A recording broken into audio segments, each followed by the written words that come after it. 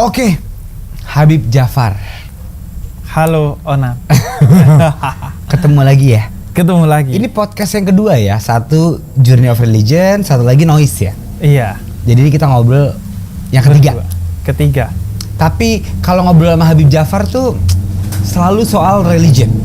Oke. Nah sekarang gue pengen ngomongin soal personal. Personal. Siapa sih Habib Jafar gitu loh. Nah gue tuh pengen tahu karena gue pas podcast di Noise sama lo pernah ngomong kayak jangan kan beda agama Nat, beda ras aja gue suka bingung. Nah gue pengen tahu deh, lo menghabiskan masa kecil lo Bib gimana sih? TK, SD gitu. Lo dibesarkan secara Islam banget. Iya. Gue lahir di komunitas Arab. Oke. Kampung Arab. Kampung Arab. Iya. Yang seluruh masyarakat di kampung itu adalah Arab keturunan Nabi. Oke. Jadi ada Arab yang non keturunan Nabi di kampung lain, di kota gua ini yang keturunan Nabi. Ya. Mungkin 90% lebih mereka di sana. Gua beribadah di masjid komunitas Arab.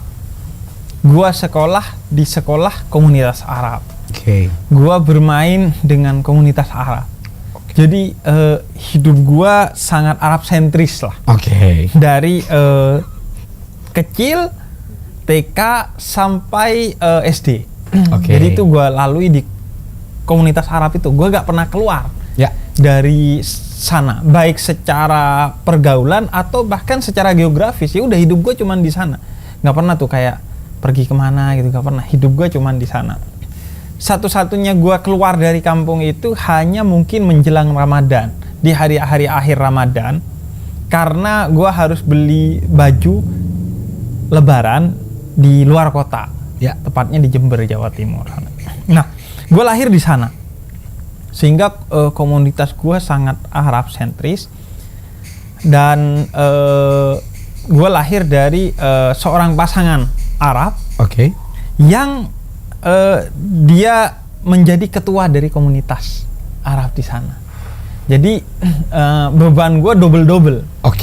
Jadi beban sebagai keturunan Nabi ditambah beban sebagai anak dari ketua komunitas keturunan Nabi. Bayangin. Itu masa kecil gue seperti itu. Sehingga kemudian gue harus menjauhi tindakan-tindakan yang bukan hanya dilarang oleh agama, tapi dianggap tidak pantas oleh masyarakat.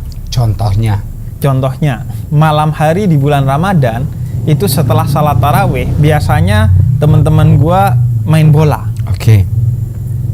Nah, dulu oleh komunitas dianggap itu gak pantas. Anak-anak remaja kok malam-malam ada di luar rumah. Padahal itu sangat masuk akal karena Ramadan bukan malam-malam pada umumnya. Dan itu di depan rumah kita sendiri. Maka akhirnya gua harus di rumah saja, tidak boleh di luar rumah karena masyarakat. Sehingga omongan masyarakat itu menjadi sangat kuat sebagai pertimbangan bagi ayah gua, karena ayah gua menekankan bahwa pemimpin itu bukan hanya pendidik, tapi dia harus teladan. Misalnya juga yang lain. Sampai detik ini gua setiap pergi ke acara gambus itu musiknya orang Arab. Itu gue pakai sarung, nggak pakai celana. Teman-teman gue pakai celana, karena menurut ayah gue, komunitas melihat itu sebagai contoh dan sarung itu sebagai identitas komunitas. Padahal itu ya kalau pakai celana kenapa gitu? Gue sekarang bahkan dakwah pakai celana gitu. Tapi di komunitas dulu gue begitu gitu. Jadi itu. Tapi yang unik, yang berbeda adalah bahwa ayah gue itu satu dari sedikit orang di komunitas Arab yang sangat menggandrungi rasionalitas. Itu kayak apa Bib maksudnya? Maksudnya dia tidak hanya melihat segala sesuatu dengan kacamata agama, tapi juga dengan kacamata rasionalitas. Contohnya, kalau gue disuruh beli satu obat sakit kepala sama ayah gue, beli Oskadon. Yaudah, pergi gue. Kemudian gue balik lagi. Gue manggilnya Abi. Abi, oskadonnya gak ada. Oke. Itu ayah gua akan kemudian menceramahi gua dalam tempo yang cukup panjang. Karena tidak dapat oskadon. Bukan. Kenapa tidak langsung beli obat sakit kepala yang lain? Lu seharusnya mikir. Oke. Kebutuhan gua adalah obat sakit kepala, sehingga kalau oskadonnya gak ada dan lu sudah pergi ke toko lain gak ada, ya udah lu langsung inisiatif beli obat sakit kepala yang lain. Itu rasional. Oke. Bagi ayah gua. Kemudian seperti Mixagrip gitu ya. Mixagrip atau yang lainnya. Iya. Pancen Oye gitu ya. Pancen Oye. Iya. Oke. Nah, terus yang kedua, beragama juga begitu. Oke. Beragama kita dituntut untuk rasional. Ya. Karena itu gua dengan keluarga dipimpin oleh ayah gua setiap hari paling tidak 2 kali setelah sholat subuh dan di sore hari atau setelah isya itu ngobrol di tempat duduk depan rumah, ngobrolin tentang agama tapi dengan pertanyaan-pertanyaan yang rasional. Oke. Misalnya bukan kenapa lo harus sholat? Ya karena Quran mengatakan begitu. Ya. Enggak. Apa sih makna sholat dan fungsi sholat tuh bagi kehidupan lo? Oke. Kita gak bicara Quran. Nah kita tuh diajak bicara seperti itu. Jadi baik kehidupan maupun keberagamaan, gue itu dituntut untuk rasional. Oke. Nah,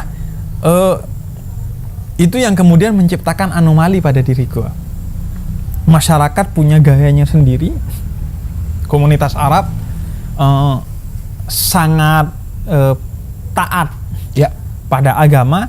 Tapi di rumah gue bukan hanya taat beragama tapi harus rasional. Nah, rasionalitas ini kalau gue bawa keluar rumah kadang terjadi benturan-benturan. Bagi orang nggak penting rasionalitas, yang penting lu patuh, taat, tunduk kepada apa yang dikatakan agama, nggak usah lu mempertanyakan apapun gitu. Based on book. Betul. Oke. Nah itu masa kecil gua. Oke. Jadi di komunitas Arab sehingga nggak ada bullying yang bersifat rasis ya, tidak merasakan itu. Ya, karena kan satu semua. Karena gitu. Justru yang dibully yang tidak Arab. Yang dibully yang tidak Arab. Yang dibully yang tidak Arab. Yang tidak Arab. Nah, Oke.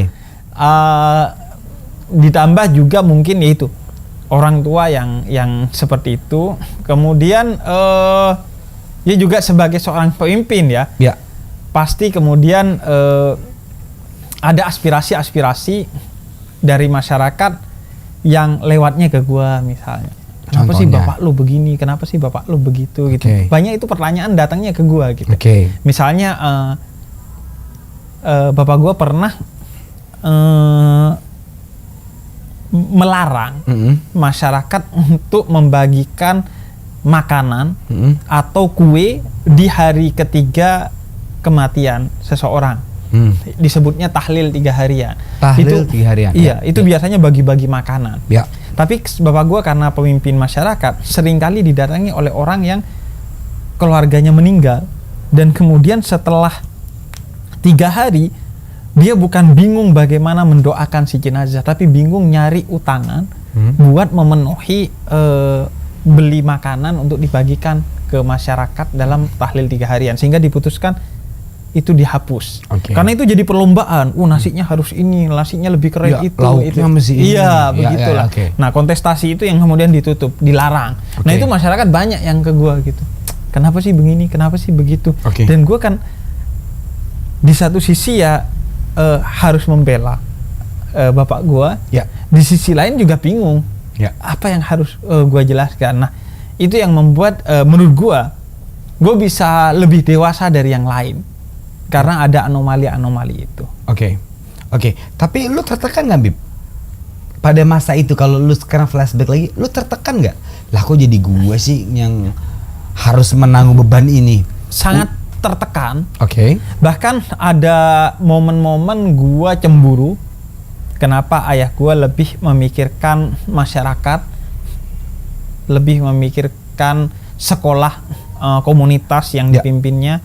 Misalnya kalau dia pulang dari Jakarta, dia bawa banyak mainan, ternyata tidak ada satupun mainan itu yang buat gua atau anaknya yang lain, tapi buat TK yang dia pimpin. Dia tidak bekerja untuk dirinya sendiri karena dia hanya punya sarang walet yang itu gak dikerjain. Ada sendirinya, tinggal tiap 3 bulan panen gitu. malah bekerja untuk sekolah ini. Oke. Dia beli tanah, beli mobil, beli itu semua untuk masyarakat dan untuk sekolahnya. Oke. Ada kecemburuan itu. Oke. Sedangkan kita relatif hidup dalam suasana yang tidak di bawah garis kemiskinan, tapi pas di garis kemiskinan. Oke. Jadi misalnya kadangkala ibu gua kalau makan malam itu kita disuapin, gua sama adik gua disuapin, atau gua sama kakak gua disuapin, bukan karena penuh kasih sayang, tapi karena nasinya tinggal sepiring. Jadi ya udah disuapin agar sama-sama dapat gitu. Berarti sepiring berdua tuh bener pepatah itu ya? Bener, Oh, itu sepiring bener. berdua. Cuman bukan karena kasih sayang, karena kemiskinan. Oh, lu ngalamin, Bib? Gue ngalami itu. Oke, Terus oke. ada kecemburuan ya Oke. di tengah sekolah dan masyarakat yang berbinar-binar dengan segala prestasi yang bapak gua lakukan. Ya. Bahkan sebelum gua mulai ngerti, saat gua masih kecil atau saat gua belum lahir, Ya. itu diceritakan oleh ibu gua. Bapak gua tuh hampir setiap malam pulang jam 11 malam dengan lumpur sampai pahanya. Ya. Karena dia mengurusi sawah milik masyarakat dan milik sekolah yang itu untuk masyarakat. Oke. Kehujanan. Dan itu jam 11 malam mandi, langsung dia di depan mesin ketik. Oke. Tak, untuk mengetik surat dan lain sebagainya untuk kebutuhan esok hari secara administratif. Jadi dia menyebutnya ini wakaf umur Oke.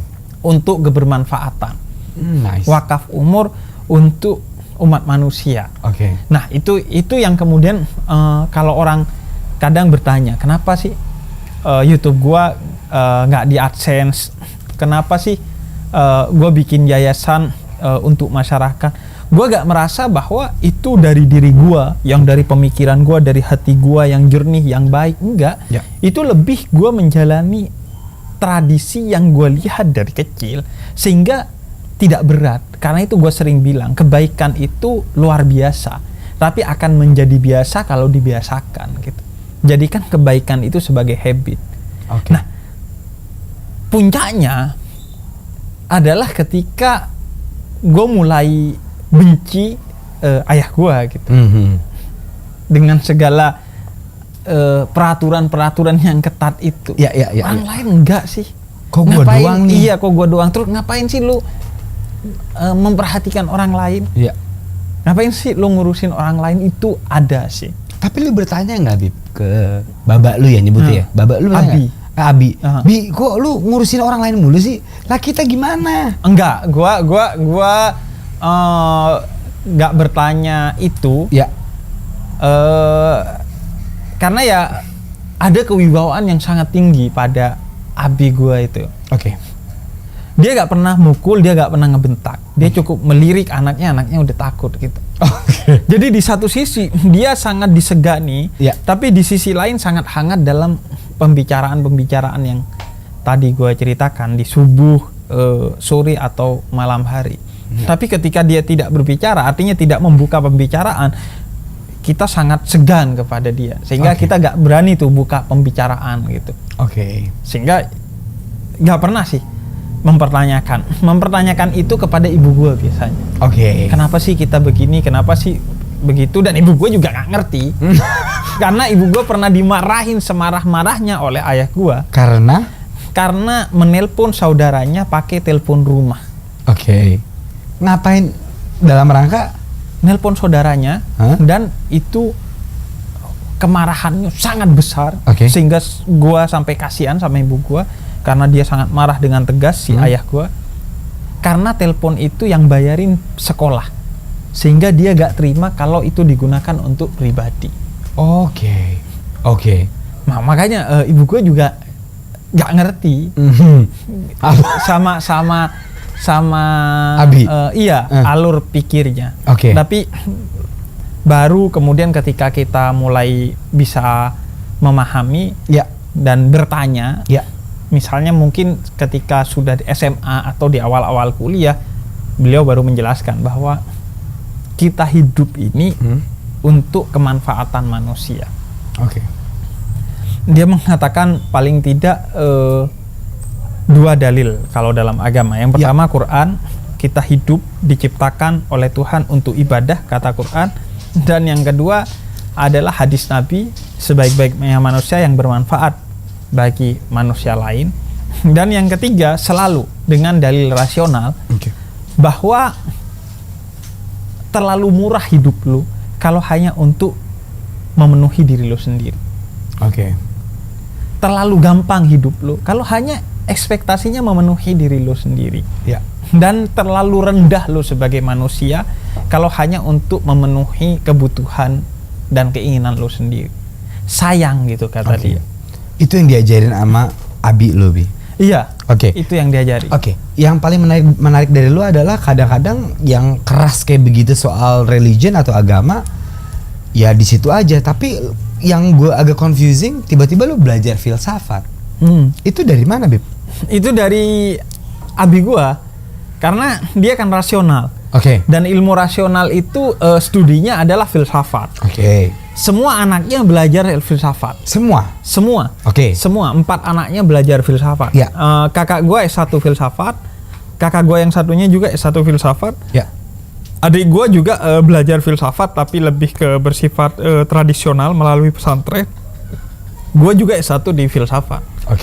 Kenapa? Karena filsafat itu kata ayah gua menyelamatkan lu dari kebodohan. Dan kebodohan itu salah satu jebakan yang begitu besar bagi manusia, selain jebakan lain yaitu adalah egoisme. Jadi manusia itu hanya akan terjebak dalam 2 lubang, yaitu kebodohan dan yang kedua adalah egoisme. Bisa jadi dia pintar tapi hatinya yang egois mendorong dia untuk korupsi. Bisa jadi dia hatinya baik tapi kebodohannya membuat dia terjebak dalam korupsi. 2 hal itu.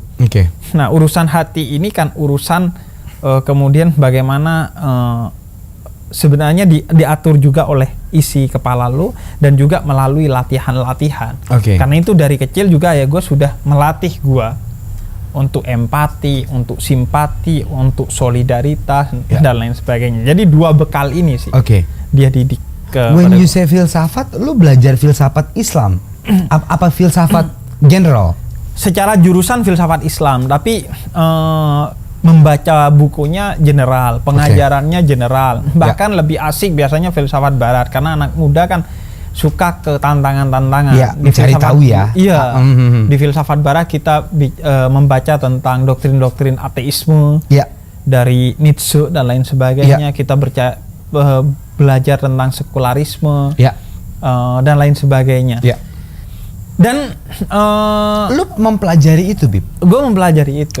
Dan semua teman kelas gue itu antara 2, antara nyasar ke filsafat, sebenarnya mau jurusan lain, jurusan keduanya ketika masuk kuliah adalah filsafat karena pasti diterima di filsafat karena gak ada muridnya. Akhirnya sambil nunggu tahun depan daftar lagi di jurusan lain, ya udah di filsafat dulu. Atau yang kedua dia yang nggak tahu apa filsafat itu, dari namanya kayaknya keren. Seperti lu pesen di kafe lah. Gua pernah dulu pesen di kafe kopi yang sedikit tapi pahit banget tuh. Espresso. Namanya kan keren banget, espresso. Espresso Letano. Gua langsung espresso. Datang kata gua, wah, apa? Begini. Udah mahal kok, kecil. Mahal kecil gitu. Dan sakit perut setelah minum itu. Serius, gue sakit perut.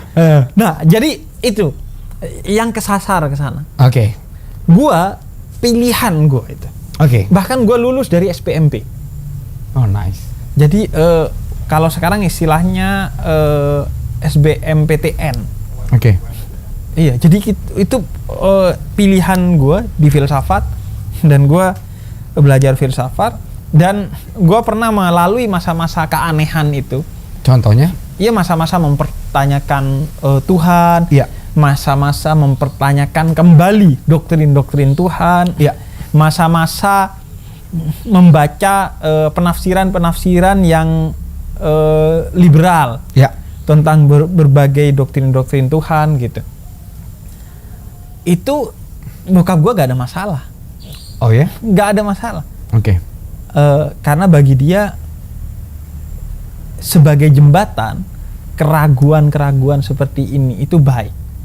Tapi kata dia jangan lu tinggal di jembatan itu. Oke. Jadi gak apa-apa lu meragukan segala sesuatu. Karena semua keyakinan pasti akan berawal atau kuat karena keraguan. Karena keraguan, gue setuju. Ya udah, lu lewatin aja. Oke. Makanya ketika nyokap gua agak gak terima soal itu, bokap gua selalu bilang udah ada jalannya. Ya. Justru dia akan menjadi seseorang yang akan beriman dengan kuat suatu hari. Karena imannya bukan hanya dari hatinya, tapi juga dari isi kepalanya, artinya dari akalnya. Karena imannya bukan hanya warisan, tapi juga pilihan karena kesadaran. Jadi dan itu dari gua SMA gua udah baca buku-buku filsafat yang ada di rumah gua. Jadi itu karena dorongan bokap lu apa tiba-tiba lu penasaran? Tiba-tiba gue penasaran. Makanya gue gak mau mengkritik orang yang beli buku tapi gak pernah dibaca. Ya. Bahkan yang masih di plastik tuh. Gak, cuman kayaknya gue bakal butuh atau penting buku ini. Tapi gak pernah dia baca. Gue gak mau menyalahkan. Karena gue menjadi seperti sekarang, alhamdulillah karena keberkahan seperti itu. Bedanya ayah gue membacanya dan gue lahir di tumpukan buku itu, dan ya lu tiap hari ngelihat buku, suatu hari pasti ada masa di mana lu gabut mulai ambil buku itu, akhirnya lu mulai tertarik kepada buku itu. Nah, dan rata-rata itu adalah buku-buku filsafat, dan dari sana juga gue mengenal tentang keberagaman dalam keberagamaan. Di sana berbagai pandangan ada di buku-buku yang bokap gua beli gitu. Dan kemudian, itu nggak masalah tuh Bib ya. Kan ada beberapa orang tua yang kayak udah lu bacain aja, udah lu jangan yang lain-lain gitu ya. Entah dia worried, entah lu tau pandangan lain. Kalau Abi lo justru membebaskan lo. Membebaskannya. Membebaskan. Sekarang kalau lu nyadar itu menurut lu itu kenapa Abi lu menyuruh itu? Menurut gue ya itu karena abi gue gak mau gue terjebak dalam kebodohan itu, karena bagi dia kebodohan itu sesuatu yang sangat berbahaya. Nabi diutus ke Mekah untuk melawan jahiliyah, masyarakat yang jahiliyah. Jahiliyah itu masyarakat yang bodoh. Karena itu dia tidak suka kepada kebodohan, maka ya udah dia mungkin bagi dirinya sendiri dia membeli buku itu, tapi akhirnya ya ke-trigger anak-anaknya untuk menjadi pembaca buku gitu. Di antaranya juga dia seorang yang langganan koran. Nah itu juga membantu gua untuk suka membaca, membantu gua juga untuk membuka wawasan gua tentang dunia luar gitu. Korannya Pos Kota kan? Enggak dong. Jawa Timur itu Jawa Pos. Jawa Pos. Jawa Pos. Dan ayah gua kan sering tuh ngasih kolom opini. Kolom opini, terus dia bilang, tuh keren ya, orang bisa memberikan opininya dan dibaca oleh jutaan orang di koran. Dan saat itu gue pengen suatu hari gue mau menulis opini itu, dan akhirnya di kelas 3 SMA opini pertama gue terbit di koran. Nama korannya Koran Suara Karya, itu koran nasional. Opini apa yang lo bikin Bib di situ Bib? Itu pertama tulisan pertama gue itu adalah tentang bencana waktu itu, bencana alam yang terjadi di Indonesia, dan gue beropini dalam perspektif keislaman dan kefilsafatan bahwa Islam dan filsafat sama-sama menegaskan agar kita terhindar dari bencana-bencana alam itu, ya tidak lain dengan memposisikan alam sebagai subjek bukan sebagai objek. Perlakukan alam seperti lo memperlakukan diri lu sendiri. Jangan diperkosa, jangan dirusak, jangan hanya dieksploitasi, tapi juga harus dikonservasi. Nah, pola pandang melihat alam hanya untuk diri lu itu yang menyebabkan alam semakin hari semakin rusak. Karena lu yang penting buat kebutuhan gua, lu gak memberi kepada dia, lu gak menjaga, gak melestarikan kepada dia. Itu opininya, itu perspektifnya agama. Gua mengutip beberapa ayat dan hadis. Dan yang kedua perspektifnya adalah filsafat. Karena kalau orang yang belajar filsafat, dia akan ketemu dengan madhab Frankfurt. Salah satu madhab filsafat dalam filsafat Jerman, itu yang mulai mengkritik modernisme. Modernisme adalah filsafat dari abad ke-16, diawali oleh René Descartes, yang efek sampingnya membuat dunia ini memposisikan alam sebagai objek. Dieksploitasi. Oke. Nah itu mulai dikritik dalam filsafat madhab Frankfurt dan postmodernisme nantinya. Oke. Nah gue perspektifnya dua hal itu. Oke. Nice. Nih Bib, gue mulai masuk ke yang berat ya. Wih. Gue punya pertanyaan satu yang selalu pengen gue pertanyakan. Let's say tadi kita lagi ngomongin alam dan bencana alam ya. Is it from God, from Iya. Allah? Iya. Why? Kenapa Tuhan Allah mencoba kita segitunya? Ada yang itu diciptakan oleh tangan kita sendiri. Oke. Misalnya tanah longsor. Ya. Itu bisa diciptakan oleh tangan kita sendiri karena kerakusan kita dalam membangun. Banjir bisa diciptakan oleh tangan kita sendiri karena membuang sampah sembarangan, membangun bangunan sembarangan tanpa drainase yang baik dan lain sebagainya. Tapi juga bisa itu dari Tuhan. Oke. Dari Tuhan. Ketika itu berasal dari Tuhan, maka fungsinya itu adalah sebagai ujian yang ada hikmahnya bagi kita. Oke. Atau itu sebagai siklus alam yang harus lo terima. Oke. Karena itu lo harus membaca alam ini. Karena itu dalam salah satu ayat Quran disebut alam itu sebagai pertanda yang harus lo baca. Ada Bib. Ada. Oke. Sanurihim ayatina fil afaki wa fi anfusihim, kata Quran. Aku ciptakan alam semesta ini sebagai pertanda yang harus lo baca. Oke. Seperti diri lo sendiri gitu. Maka dia punya hukumnya sendiri yang lo harus toleran kepada hukum itu. Oke. Maka kalau ada gunung Merapi, lo harus bikin pemukiman yang tidak dekat dari sana. Oke. Sehingga kalau dia meletus sebagai satu siklus alam, lo tidak akan menjadi korbannya. Oke. Nah,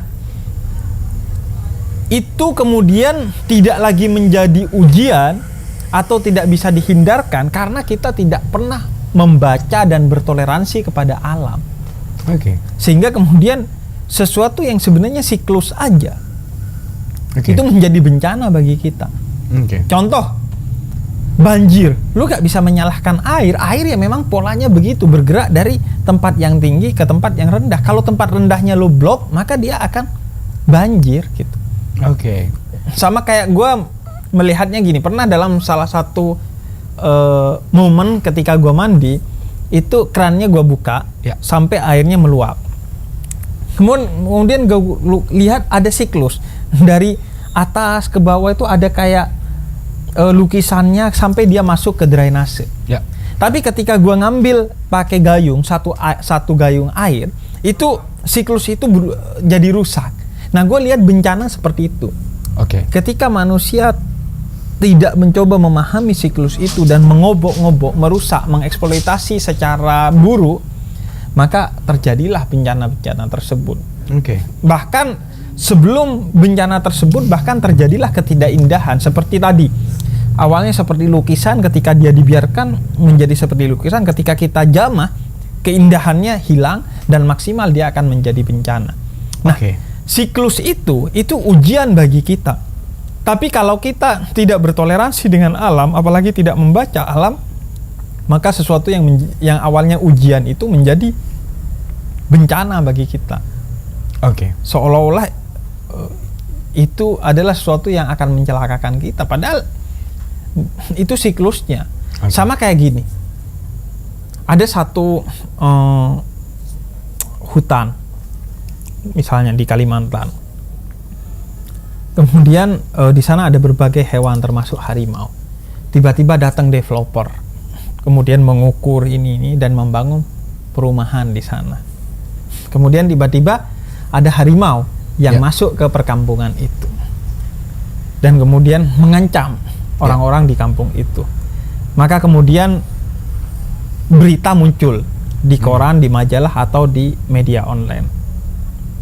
Awas harimau masuk ke permukiman. Oke. Pertanyaan gua, awas harimau masuk ke permukiman atau awas manusia masuk ke permukiman harimau? Padahal yang awalnya mengganggu ini si manusia. Oke. Di mana itu ekosistemnya harimau, lu bangun rumah di sana. Oke. Sehingga terjadilah bencana harimau masuk ke pemukiman manusia. Padahal bukan awas harimau, tapi awas manusia. Oke. Iya, karena yang mengganggu sebenarnya manusia. Gitu. Iya. Tapi kan karena kita menganggap binatang dan tumbuhan itu diciptakan hanya untuk kita, maka kemudian pola pikir kita objektifikasi, melihat itu sebagai objek untuk diperkosa, dieksploitasi aja. Oke. Nah itu masalahnya. Oke. Nah di samping juga kenapa segala sesuatu itu diciptakan oleh Tuhan dengan segala kayak bencana itu ya itu kan juga berdasarkan restu Tuhan. Ya. Mengapa ya? Karena Tuhan ingin mengingatkan kepada kita gitu. Warning karena manusia kadang ia tidak bisa diingatkan dengan kata-kata yang bersifat nasihat, tapi juga dengan kenyataan yang sifatnya pahit itu. Karena kan sebenarnya kita ini generasi terbodoh dari generasi yang diciptakan oleh Tuhan. Kita sampai didikte pakai ayat-ayat suci oleh Tuhan. Ini loh Tuhan. Kalau gua Islam, qul huwallahu ahad. Katakanlah Tuhan itu esa. Tapi ketika kitab suci ini belum turun, manusia itu untuk mengetahui Tuhan itu ada dan esa, nggak perlu sampai didikte sedemikian rupa. Dia melihat ke dirinya sendiri atau melihat ke alam semesta, maka dia sudah akan mengenal Tuhan. Nggak mungkin semua ini bisa ada indah dan teratur tanpa ada penciptanya. Sebagaimana nggak mungkin lo menemukan satu lukisan tanpa ada pelukisnya. Tapi karena kita masih bodoh, sampai kita didikte Tuhan itu ada dan esa loh. Pakai ayat-ayat suci.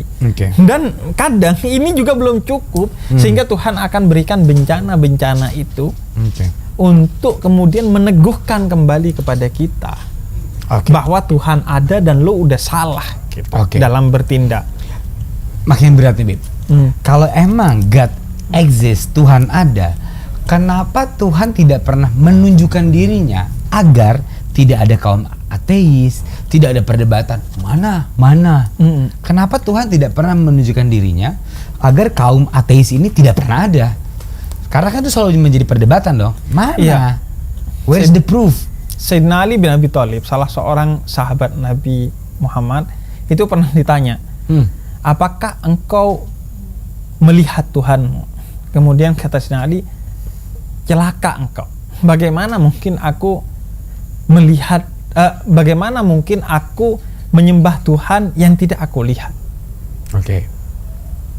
Kemudian seorang spiritualis Muslim yang kocak, yang menyebarkan nilai-nilai spiritualitasnya dengan kekocakan, namanya Nasruddin Hoja. Nasruddin Hoja itu pernah bawa senter, tapi kalau dulu perapian gitu, siang hari keliling pasar.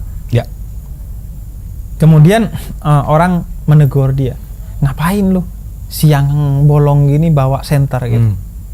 Kata dia, iya gue lagi praktekin orang-orang yang bertanya Tuhan di mana. Iya, seperti orang yang bawa senter di siang hari. Tuhan begitu nyata, tapi dia masih pakai senter untuk mencari Tuhan.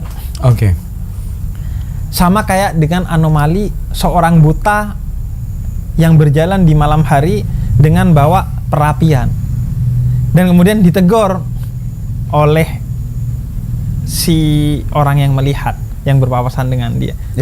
Lu kan buta, ngapain lu masih pakai senter atau perapian untuk jalan? Toh emang lu gak ngelihat. Kata dia, bukan karena gua takut nabrak lu, tapi takutnya lu yang nabrak gua. Makanya gua pakai ini.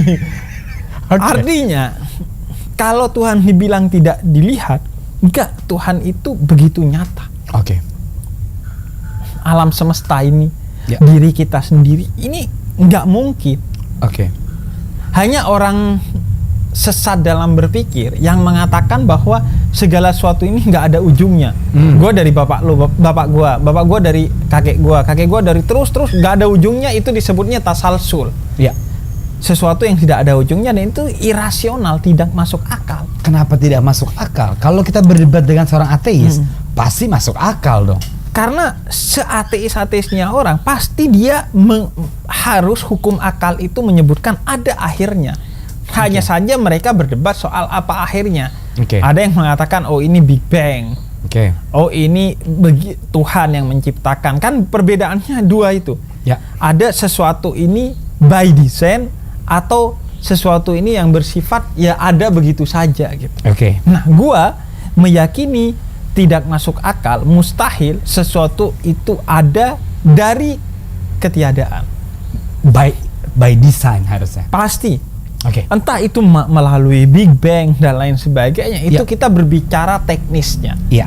Tapi bahwa segala sesuatu itu diciptakan dari yang ada. Makanya di dalam Al-Quran disebutkan kemanapun kamu melihat, di sana wajah Tuhan. Maka dalam segala sesuatu ini seharusnya menyebabkan kita semakin berkata subhanallah, maha suci Tuhan kalau dalam Islam. Makanya ketika lu melihat alam semesta itu dituntut untuk berzikir kepada Tuhan. Berzikir bukan hanya menyebut, tapi menyadari bahwa segala ini mustahil diciptakan tanpa oleh Tuhan. Iya. Sama dengan seorang ateis mendebat seorang teis. Kemudian dia janjian, besok kita ketemu untuk debat disaksikan masyarakat. Kalau lo kalah, lo jadi ateis. Kalau gua kalah, gua jadi teis. Besoknya jam 3 si orang yang teis ini nggak datang. Jam 4 nggak datang, si ateis ini bilang, lihat, bertuhan tapi terlambat. Apakah ini bertuhan? Bahkan mungkin nggak datang dia, tidak menepati janjinya. 4:30 dia datang. Kemudian kata dia, sorry gue terlambat. Kenapa terlambat? Tadi gue mau nyebrang sungai, kesini gue harus nyebrang sungai, nggak ada perahu. Terus kata si ateis, gimana dong? Akhirnya gue duduk-duduk aja pinggir sungai. Tiba-tiba ada pohon yang jatuh, kemudian jadi perahu. Ya udah gue naik itu. Si ateis ini ketawa, kok mana mungkin ada pohon jatuh begitu saja jadi perahu? Terus dia lebih ketawa kenceng. Kakak, mana mungkin ada alam semesta dengan begitu keteraturan dan keindahannya nggak ada yang ciptain. Jadi ketika lu melihat tidak dengan mata kepala doang, tapi dengan mata hati dan mata pikiran, maka lu akan menemukan Tuhan di sana. Itu yang dimaksud oleh Sayyidina Ali. Saya melihat Tuhan. Atau sederhananya begini. Kenapa lu tahu bahwa ini warnanya coklat? Karena ada warna putih, ada warna merah, ada warna ini dan itu. Karena ada perbandingannya yang menyebabkan lu tahu bahwa ini coklat. Atau gua kasih pertanyaan yang lebih sederhana. Orang buta itu melihat warna apa? Tidak melihat apapun. Tapi warna yang dia lihat hitam. Apakah dia tahu warna hitam jika dia dari kecil seorang yang buta? Enggak dong. Enggak. Karena dia nggak pernah melihat warna putih. Maka begitu juga Tuhan.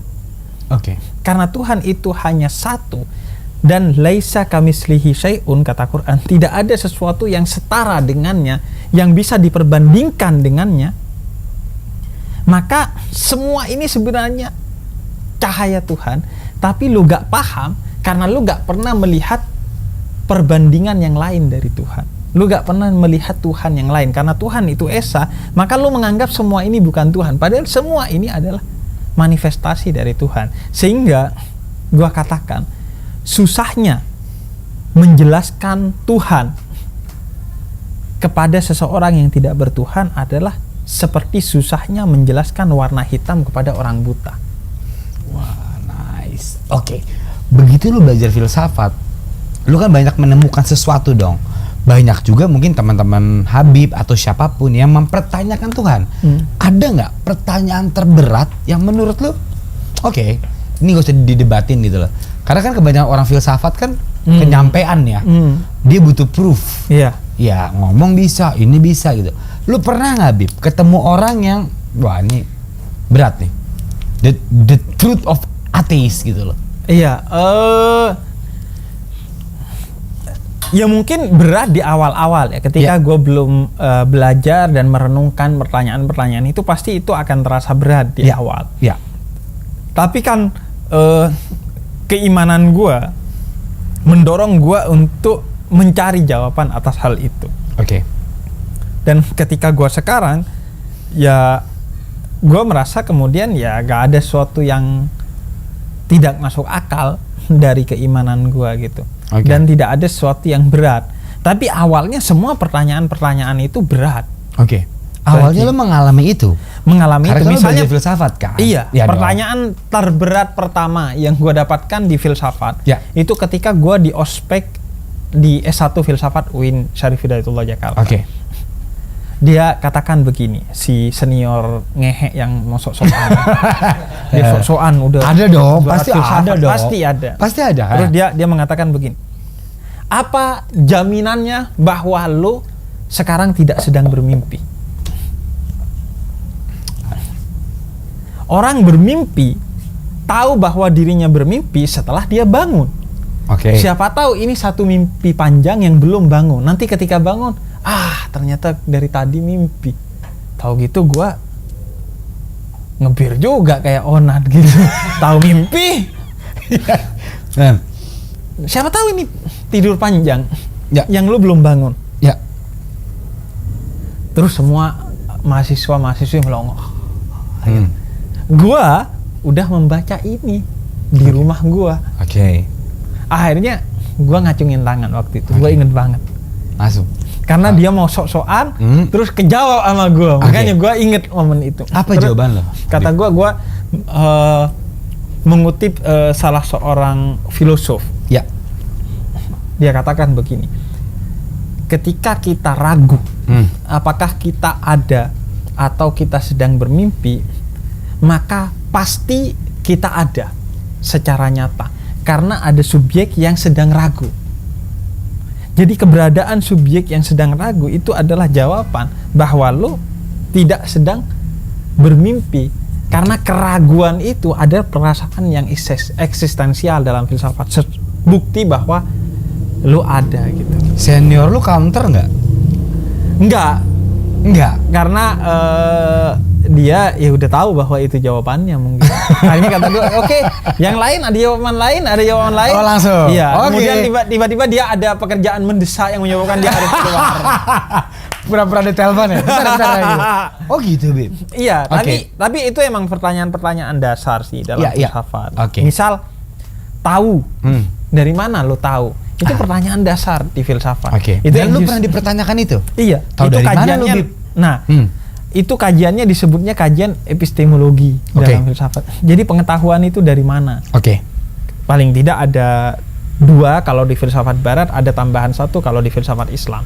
Tahu karena indrawi, karena panca indera kita, mulut, tangan, raba dan lain sebagainya. Yang lebih tinggi adalah pengetahuan yang bersifat rasionalitas. Misalnya lu punya bola bola api, terus lu puter, maka di mata lu itu akan terlihat seperti tali api karena kecepatan lu muter pakai tali itu. Seolah-olah dia bukan satu titik api, tapi akal mengatakan enggak, karena diputer maka dia tampak seperti tali api, padahal itu titik api. Itu kebenaran yang lebih tinggi, yaitu kebenaran rasional. Dan dalam filsafat Islam ditambah lagi kebenaran yang sifatnya batin atau kebenaran yang sifatnya hati. Ada sesuatu yang bersifat tidak rasional tapi hati mengetahui bahwa itu kebenaran. Karena itu dalam filsafat Islam ada yang disebut dengan pengetahuan yang sifatnya huduri. Huduri itu pengetahuan yang dari lo merasakan langsung secara batin. Seperti secara rasional lu akan mengatakan bahwa ini kopi susu. Karena kopi susu memang sesuatu yang warnanya coklat, cair dan lain sebagainya. Tapi pengetahuan itu belum sempurna sampai lu meminumnya. Ketika minum lu tahu, kopi susu ini benar gitu. Nah, kebenaran huduri itu kebenaran yang dari pengalaman yang sifatnya batin dan itu harus dialami. Karena itu kita dididik untuk berzikir, sholat, puasa, zakat, haji, semuanya itu untuk membuat Tuhan dirasakan secara langsung oleh lo. Oke. Wah, nice. Salah satunya sih sebenarnya kalau di ibu kota atau di dunia secara umum, lo bisa merasakan dengan ketika lo miskin sih. Tuhan akan terasa banget hadir dalam hidup lo gitu. Oke. Bahkan kalau lu baca teori psikologi, Ya. itu ada satu psikolog yang dulunya dia dipenjara oleh Nazi, Ya. dan kemudian banyak yang bunuh diri di penjara Nazi, di kamp konsentrasi Nazi itu. Dan kemudian dia melihat kenapa orang itu bunuh diri. Karena dia kehilangan makna hidup. Ketika di penjara, sampai kapan nggak tahu, kesalahannya apa nggak tahu, mati aja deh gue. Ya. Maka kata dia, ternyata perlu dimaknai hidup ini agar lu nggak bunuh diri. Oke. Tapi pertanyaan gue, kenapa ibu kota ya? Kenapa nggak bapak kota, Bib? Iya. Nah, kenapa ibu kota? Kenapa nggak bapak kota? Bapaknya tuh kemana menurut Habib? Iya. Kenapa Ibu Pertiwi juga? Iya kan? Ibu kota Jakarta, kenapa nggak bapak kota? Bapaknya kemana menurut Habib? Menurut gua karena gini. Gua akan kasih jawaban yang sesuai banget dengan keyakinannya Onat. Oke, Bib. Iya. Karena seseorang bisa tidak memiliki bapak, dia pasti harus memiliki ibu. Oke. Itu jawabannya. Itu pertanyaan tidak penting sekali. Iya kan? Enggak bisa. Bisa jadi kan? Bisa Nggak jadi. punya bapak, Akhirnya ibu. tapi adanya ibu. Makanya. Contohnya dalam keyakinan gua Nabi Isa Oke. lahir tanpa bapak. Oh iya. Oh, Anda ini pintar ya, Bib? Oh, saya baru. Makanya kalau mungkin dari situ. ibu kota udah gak bisa didebat. Nggak bisa. Kalau bapak kota enggak ada, Nabi Isa gak punya bapak. Oke. Iya. Dapat lah itu kan. Bib, one last question yang agak berat lagi nih, Bib ya. Sisa ringan. Ini pertanyaan yang mengganggu pikiran gue dan semua orang. Mungkin kalau Tuhan menciptakan semua ini, alam yang bagus ini, kenapa ujungnya Tuhan juga menghancurkannya dengan kiamat? Dia menciptakan sesuatu yang indah, tumbuhan, manusia, binatang. Kok endingnya juga dikiamatin? Maksudnya apa? Ya, kalau gue baca kitab suci gue, surat Al-Mulk ayat 15, itu menyebutkan segala sesuatu ini diciptakan untuk manusia. Oke. Segala sesuatu ini diciptakan untuk manusia. Sebagai apa? Sebagai panggung bagi manusia. Segala sesuatu ini, semesta ini diciptakan sebagai panggung bagi kita sebagai manusia. Maka setelah panggung ini selesai, bagi si aktor ini dalam bermain, maka panggung ini kemudian ditiadakan. Oke. Ditiadakan. Karena panggung ini diciptakan hanya untuk si aktor, si manusia ini. Oke. Maka ketika sudah sandiwaranya selesai, aktornya selesai, maka ya udah, semua ini dibubarkan oleh Tuhan dengan kiamat itu sendiri. Tapi kita manusia kan tidak bubar dengan kiamat itu. Termasuk tubuh kita dibubarkan karena tubuh ini hanya panggung. Utamanya adalah batin kita yang nanti akan terus sampai ke akhirat. Oke. Sehingga dunia ini menjadi tidak ada gunanya kalau lo tidak jadikan sebagai panggung bagi perjalanan lo, pertunjukan lo kepada Tuhan.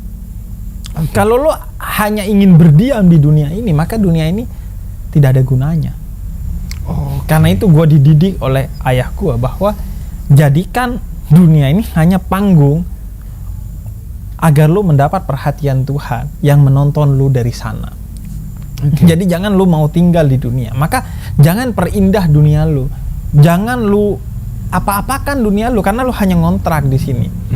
Permukiman lo nanti adalah di akhirat. Jadi selayaknya panggung diciptakan dan silahkan lo bermain di sana.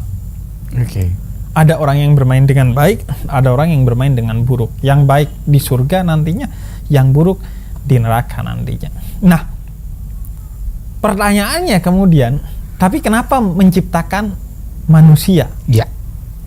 Yang Tuhan- udah tahu endingnya akan kiamat. Kenapa? Kenapa Tuhan menciptakan manusia?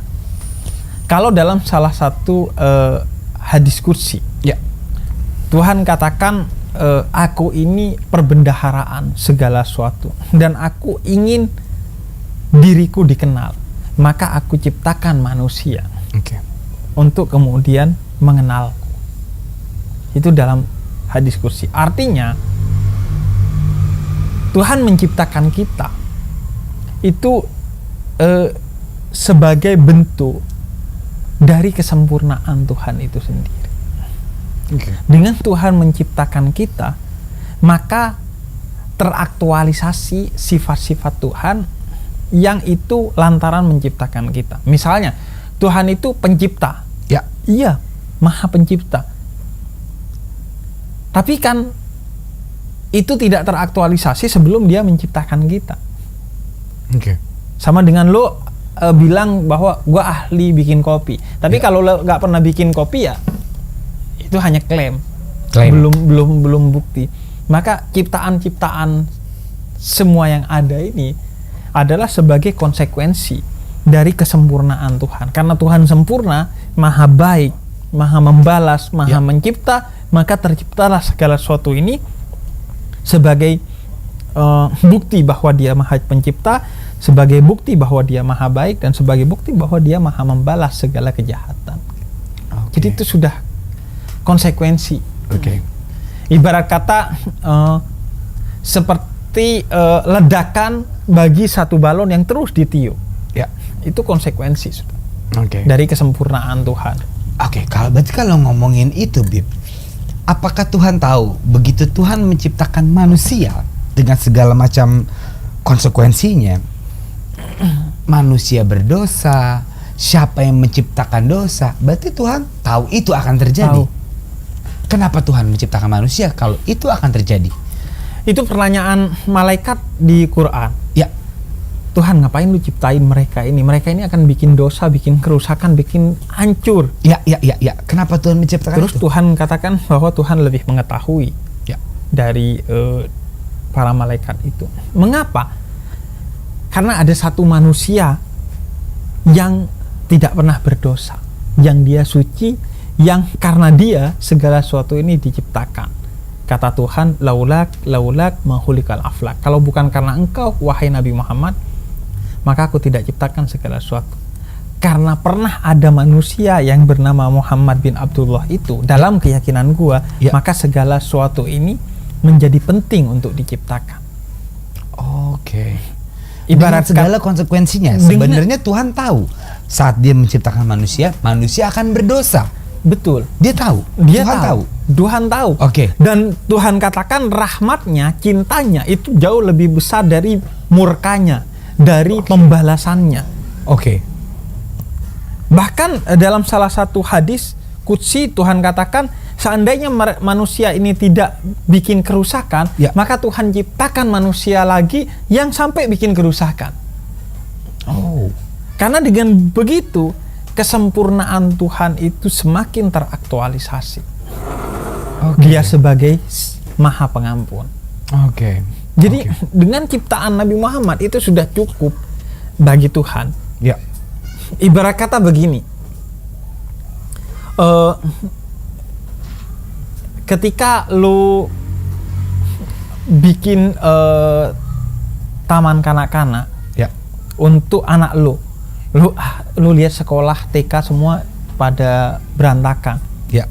Yaudah gua bikin TK untuk anak gua. Ya. Seandainya TK itu nggak sukses, Ya. TK itu rugi dan lain sebagainya, nggak apa-apa. Yang penting gua udah puas karena menciptakan sekolah bagi anak gua. Atau seperti lo bikin beginian, tontonan ini. Kalau lo ciptakan atas dasar cinta, meskipun mahal, viewersnya sedikit, tapi yang penting gua sudah mengaktualisasikan cinta gua gitu. Dan Nabi Muhammad itu cinta utama Tuhan dalam keyakinan gua gitu. Oke. Gue juga pernah baca artikel Bib, soal janganlah Anda terlalu mabuk agama. Ya, maksud gue juga kurang nangkep tuh pas baca artikel itu. Gue baca lah, karena begitu Anda terlalu masuk dan saking mabuk agama dan menjadi fanatisme, justru itu akan menjadi berbahaya. Itu poinnya apa ya? Gue agak nggak ngerti aja. Iya, gue ingin menghindari istilah mabuk agama karena itu sering dijadikan jargon. Oke. Satu kelompok untuk memukul kelompok lain. Oke. Banyak lah jargon-jargon kan. Ya. Sekarang ada kadrun lah, ada apa? Ada istilah liberal lah, radikal lah dan Ya, lain sebagainya. ya, Menurut ya, gue ya. itu jargon-jargon yang gue gak mau masuk ke sana karena itu ada kepentingan di sana. Oke. Tapi bahwa beragama itu harus pada porsi yang pas. Itu memang perintah dalam Al-Quran, dalam keimanan gua. Oke. Kata Quran, wallahu la yuhibbul musrifin. Tuhan itu tidak menyukai segala sesuatu yang sifatnya berlebihan. Karena itu Tuhan katakan umat Islam itu adalah umatan wasatan, umat yang tengah-tengah, yang adil, tidak berlebihan dalam segala sesuatu. Oke. Nabi pernah menegur seorang anak muda yang berpuasa tanpa berbuka dan sahur karena ingin lebih dari Nabi, lebih hebat dari Nabi. Nabi puasanya masih berbuka dan sahur. Biar lebih hebat gua puasa tanpa berbuka dan sahur. Akhirnya bukan imannya yang naik, tapi asam lambungnya yang naik. Tipes dia. Akhirnya dijenguk oleh Nabi, kata Nabi, lu jangan berlebihan dalam beragama. Ya. Karena Tuhan sudah kasih porsi kepada lo. Oke. Bahkan dalam Al-Quran dikatakan bertakwalah kamu semampu yang kamu mampu Itu untuk dikatakan, melakukan. Iya. Oke. Jadi jangan berlebihan, jangan memaksakan diri dalam beragama karena Tuhan tahu kapasitas lo gitu. Oke. Yang penting lu jangan tinggalkan yang wajib. Karena yang wajib itu sudah kapasitas paling rendah yang Tuhan berikan kepada lu. Seperti sholat 5 waktu. Sholat 5 waktu. Tapi kalau sakit gimana? Ada nanti aturan-aturan yang mengurangi atau memberikan keringanan bagi orang yang sakit. Tapi paling tidak itu batas minimal. Okay. Maka jangan lu berkekurangan atau berkelebihan dalam beragama. Oke. Dalam beribadah, dalam beriman. Oke. Oke. Termasuk dalam beriman kan kita jangan berlebihan. Misalnya Tuhan katakan jangan tanya tentang zat gua, tapi pikirkanlah tentang ciptaan gua gitu. Karena ketika lu berpikir tentang zat Tuhan, maka lu gak akan mampu. Oke. Sekarang topik yang paling seksi adalah menurut gua etika orang berpindah agama. Etika apa sih yang paling benar? Di saat mungkin gua akan pindah atau orang lain akan pindah atau kebalikannya, etika apa yang sebenarnya harus paling benar? Ada nggak, Bib? Orang datang ke lu, Bib, gua mau masuk Islam. Sebenarnya etika apa sih yang mesti kita lakukan? Pada dasarnya gua melihat begini.